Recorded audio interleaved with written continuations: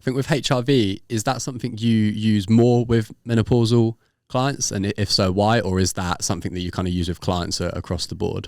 I definitely use it with clients across the board, but I think it's more important with menopausal women just because if you tip that stress level of them not being able to handle the stress of the exercise and recover properly, it can really affect their symptoms. So if they're up for it and they aren't, fearful of data tracking and they've got no history of going too far along the other side of it, because people can become over obsessed with things. If they haven't got any history of that, then I will recommend it, and then be able to adapt the program accordingly. But for everyone, I think it's great. I do it myself. I have done for years. I think the research is growing on it.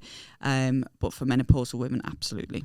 How would you recommend tracking that? Like, what are your favourite wearables? And obviously you've mentioned that it's kind of the maybe intensity or volume of the session, but what would you look to potentially change as a result if that HRV is a little bit skewed? So first, to answer the first part of it, I track it on my Apple Watch using the Elite HRV app. Yeah. I had to pay a couple of £2 for that, but it's well worth it because it's the most accurate out there at the moment. You can get free apps to do it, which I did try for a little bit to see if I could get into it.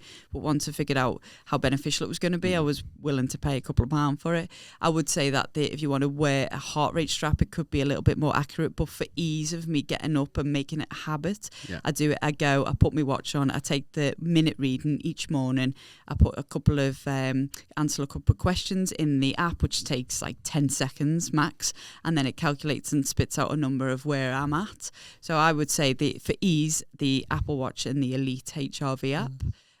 If a woman is showing that, anyone, if they're showing that, they're not able to handle stress today, maybe their reading is in the amber or the red for where they're at, I would reduce the volume by at least 20%. Cool. That's a good to have some tangible targets there for that.